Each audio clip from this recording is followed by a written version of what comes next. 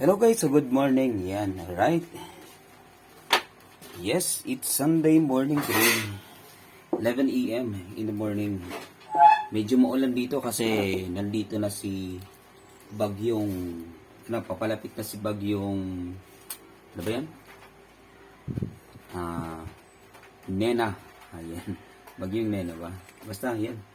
Bagyong Nena. Alright, so kung notice natin, meron tayo ditong parcel. So, ito, meron tayo ditong Lenovo laptop. Ayan.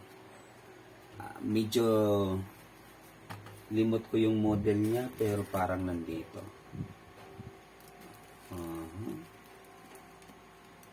Ayun. So, Lenovo 32015. Yan, Lenovo 32015, may IG o IKB or LKB, LKB.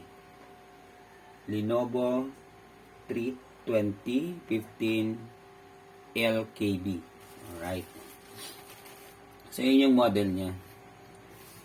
So, yung problema nito, medyo yung kanyang brightness kulang. Nakadim siya.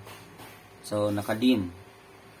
And, kapag nag-press tayo dito, for example dito, di ba gagamit tayo yung function name, Fn, then, yan, F12. Ibig sabihin nun, brightness up, plus, then, brightness. Yung 11 naman, F11 naman is brightness down. So, hindi yan nagpo-function. Then, na-found out ko na yung keyboard para yung may problema. Yung O. So, tumatakbo na din. Some keys are not working. Kaya sabi ko kay customer, palitan natin ng keyboard. So, nag-order ako ng keyboard din. Ito, dumating na. So, actually, dumating pa to. Webes pa dumating. Then, ito, binalik ko na to kay customer kasi ginagamit niya. So, disable ko muna yung keyboard sa ilalim. Then, yung secret button dito, yun yung pinapagapit ko sa kanya. Yan. Alright. So, ngayon, gagawin natin, palit tayo ng keyboard. So, ito yung dumating na keyboard. Tingnan natin kung swak ba.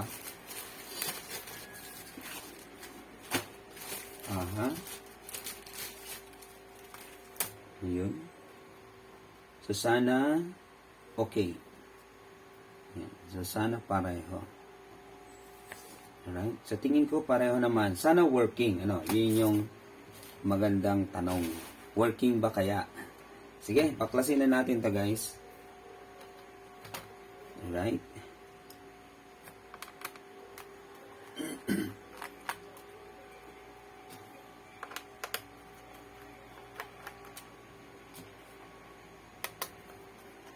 So, tanggalin nyo lang yung mga tornilyo sa likod.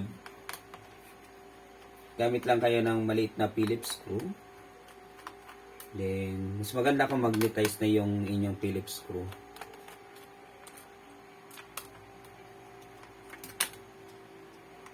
Kung wala naman, hanap na lang kayo ng maliit na magnet. Kahit kasi magnetize, sa katagalan ng panahon, nawawala yung pagka-magnetize niya. Kaya ginagawa ko, yan, ilagyan ko dito ng magnet. Maliit na magnet. Yun.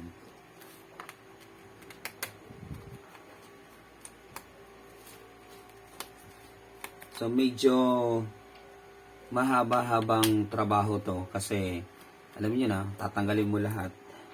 Kung manonotice nyo, ayan, may mga nakalagay tayo dyan, mga board. Sa printer yan. So, yan yung isang buong school na nalubog sa baha. So, madaming printer at TV and iba pang appliances yung nabasa, nalubog sa baha. Alright, so yan, baklasin na natin to.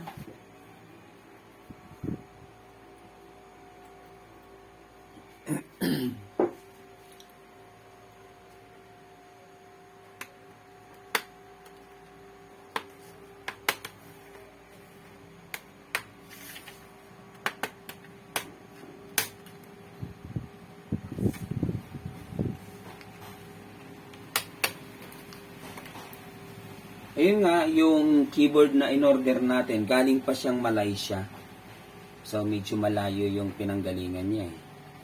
Malaysia. Yung Malaysia ba, kapitbahay lang ba natin yan? Indonesia or Malaysia? So, parang ganun. Ito, disable ko yan. So, gagawin natin dito. Oops. I see. Aha. Alright. Okay.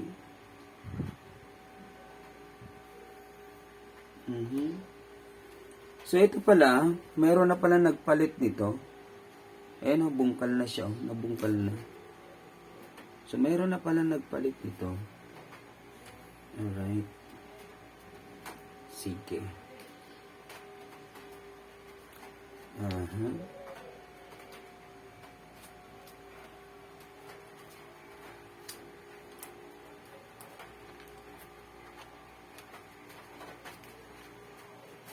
Sige.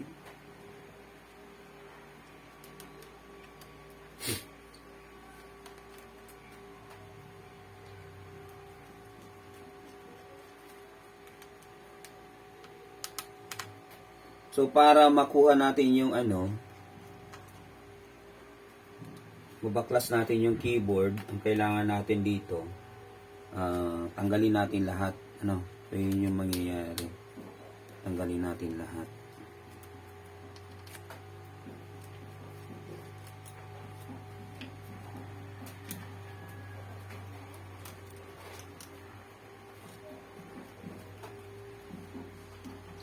So, ito pala, pinungkal na pala to ng iba. Napalitan din pala to ng keyboard. Alright.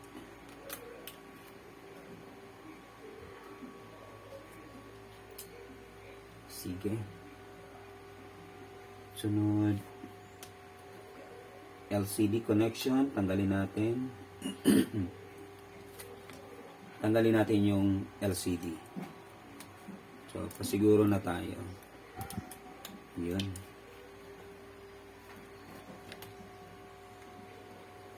Alright.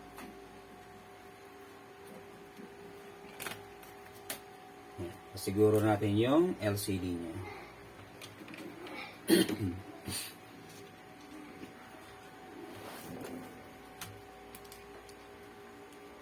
So, binaklas na pala to. Bakit kasi, ang tanong kasi, parang ang bilis masira talaga. Ang bilis masira ng mga keyboard kapag Lenovo. Ito siguro, padalawang beses or pangatlo na garo siguro itong palit. So, mahal pa naman yung keyboard. So, mahal, as in, totally mahal yung keyboard nito. Kasi mahaba siya, mahaba.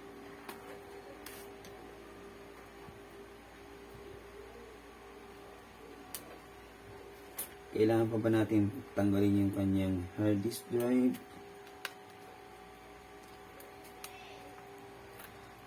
So, parang hindi na, hindi na kailangan.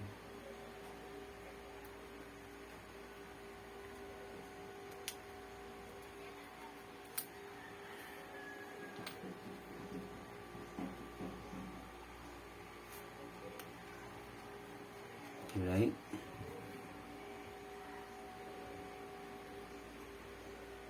So, isa lang. Ito.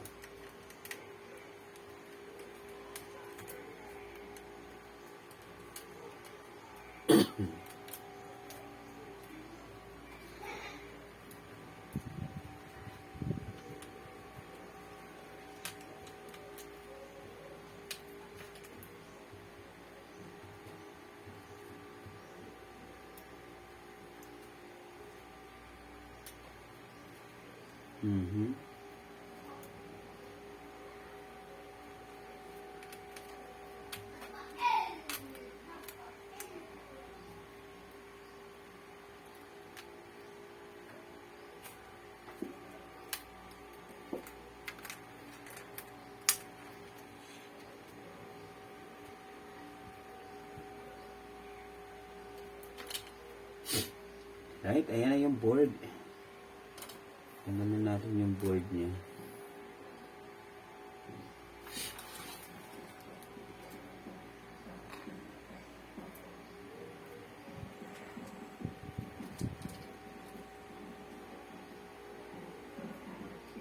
Then yun nga, confirmed nga. Napalitan na to ng keyboard. Yan o.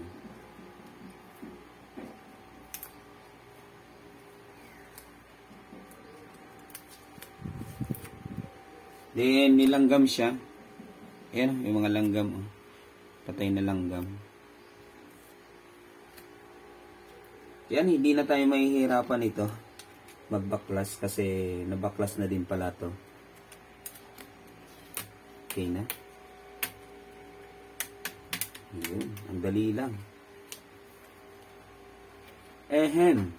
So yun, advice ko lang sa inyo kung bibili kayo ng laptop. Huwag nyo munang piliin yung Lenovo. Mura nga yung Lenovo, pero yun nga. Palagi yung ano yan, keyboard problem. Papalit at papalit ka niya. After 1 year, 2 years, pinakamatagal niyan is 5 years. Yung bago, yung bago. Pero yung mga pinalitan na, halos hindi yan tumatagal, guys. So, pinakamatagal na dyan is 2 years. Minsan nga, months pa lang, wala na eh. So, ito. Ayan. Ayan, baklas na natin. Ito. Alright. Compare natin. Pareho naman sila.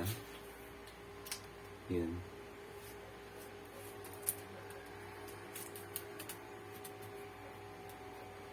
Ang hirap pa naman maghanap ng keyboard na to. Layo pa yung pinanggalingan eh. Alright. Sige. Yan. So, pinainit lang natin yung soldering iron natin. Ito, gaganyanin mo lang siya para mag-lock. Yan. Yan. Yan. So, kung wala naman kayong soldering iron, yung ano na lang,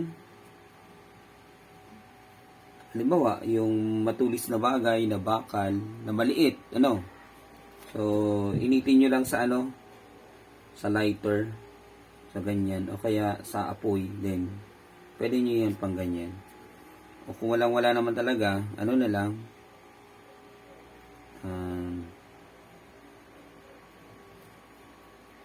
stick glue, pwede yan. Yun nyo na lang.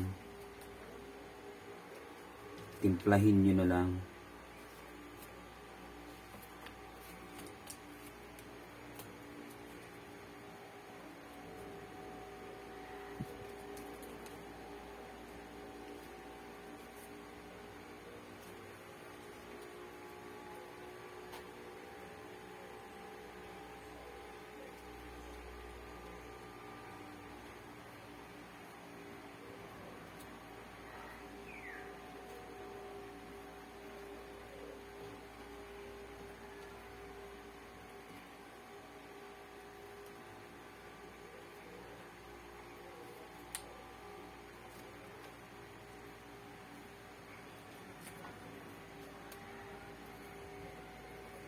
Alright.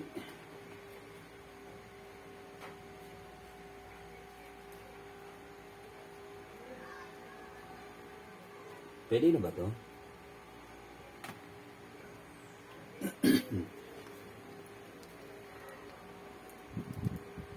Ayun. Sige nga.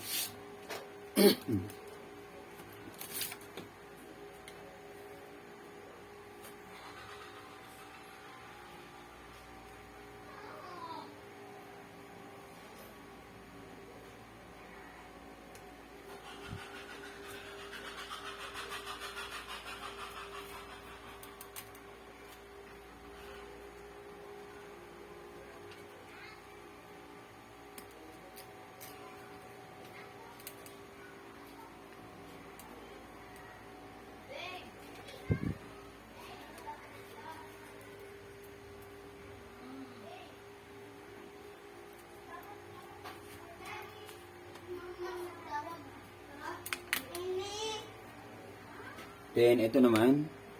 Yan na natin.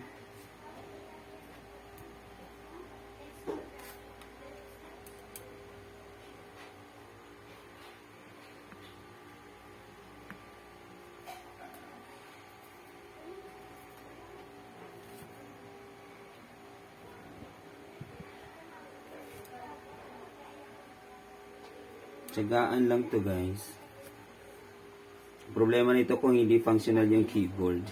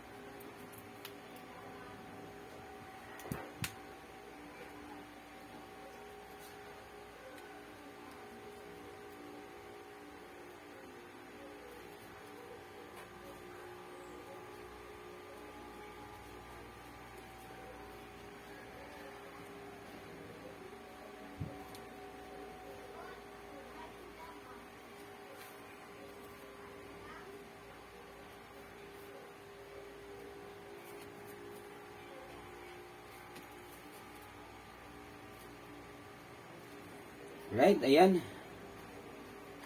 Sige.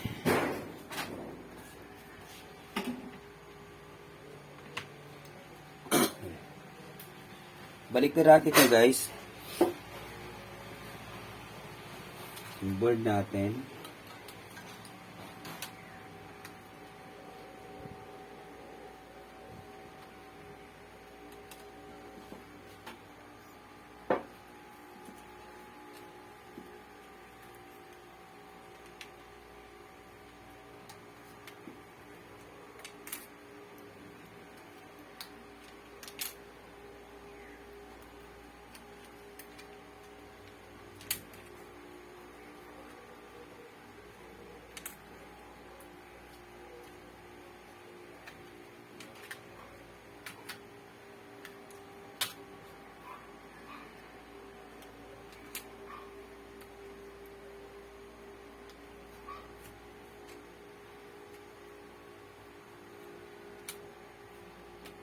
Okay.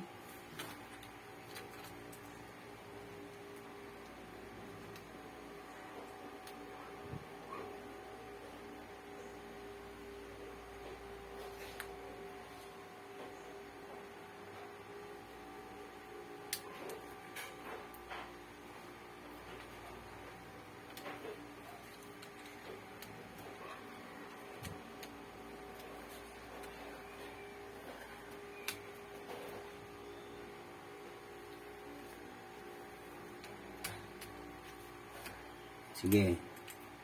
Right, pwede na yan.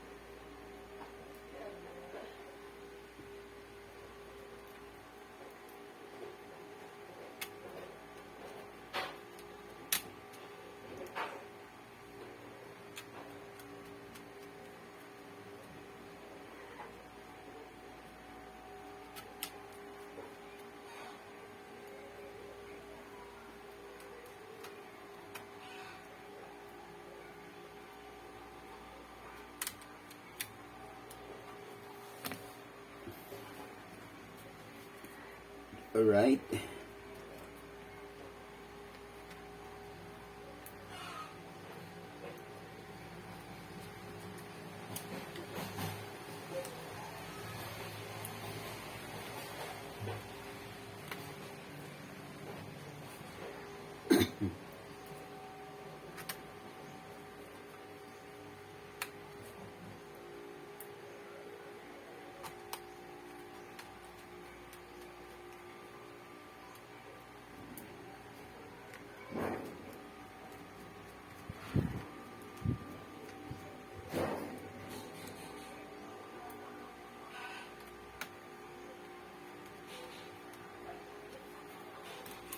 So yan, basta no power o hindi nagpo-power on, then problema sa brightness and contrast, possible keyboard ang problema niyan, guys.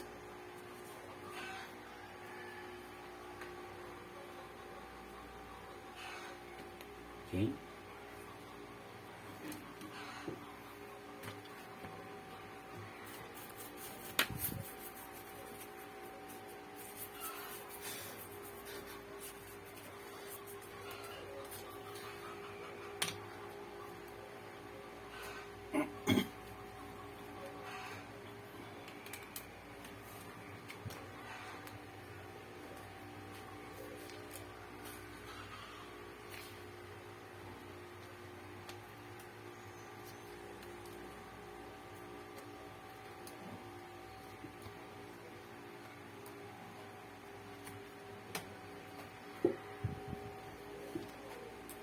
Right.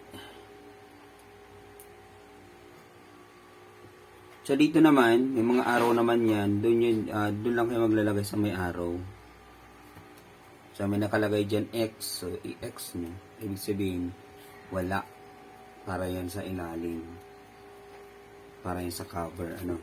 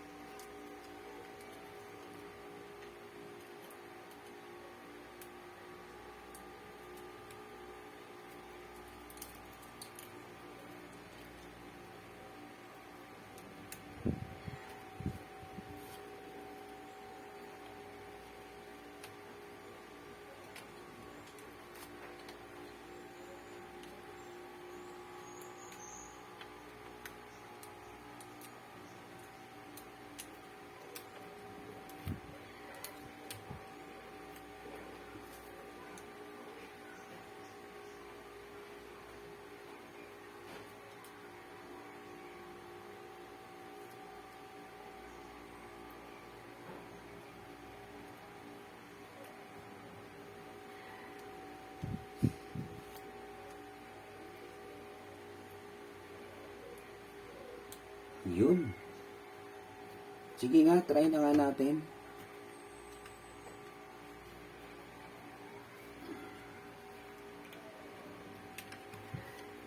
Power on. Ayun, nag-on.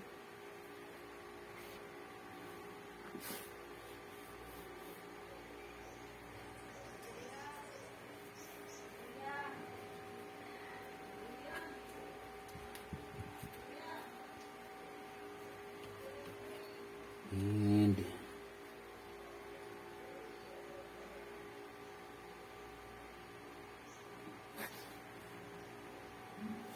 may ikot naman yung fan. So ito, titest natin siya kung functional ba lahat ng keys.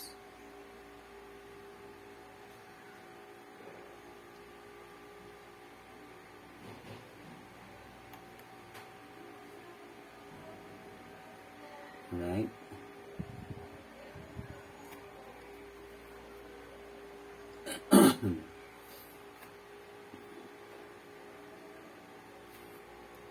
So 1, 2, 3.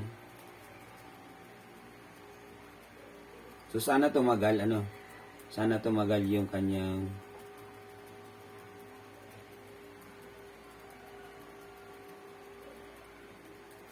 ito, so sana tumagal yung keyboard. Yan, test nyo muna lahat.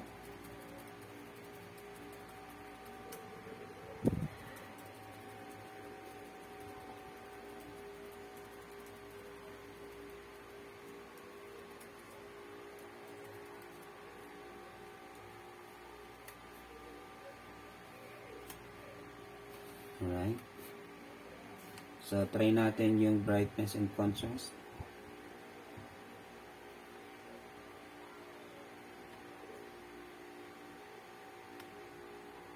Don't save. Yung number. Number muna. Dito sa number lock natin. Yan.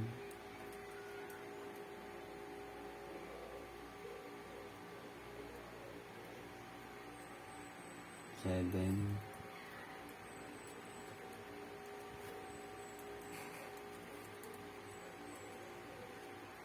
Up, down, left. Alright, so okay. Walang problema sa keyboard. Ang ano lang, sana tumagal. Sana tumagal. So yun lang, sana tumagal. So ano pa ba? Brightness and contrast natin. FN. Wala yung brightness and contrast. So hindi kompleto yung program nito. So, nasa settings lang yung brightness and contrast. So, dito lang siya. Type nyo na lang, brightness. Yan. Brightness. Settings. Ito siya. Yun. So, 100 na natin. Right. So, yun guys. Sana tumagal yung keyboard na to. At the same time, yun lang. Para hindi palit ng palit si customer. Basta yun yung disadvantage kay Lenovo. Palagi yan, always. Kung bibili kayo ng laptop, I would suggest, hanap na lang kayo ng iba. Hanap na lang kayo ng iba. So, ito kasi palagi ito. Hindi ko naman sinasabing hindi kayo bumili nito. Ang sinasabi ko lang, masyadong mabilis masira yung mga keyboard ni Lenovo. Yan, thank you so much. Peace out guys. Good morning.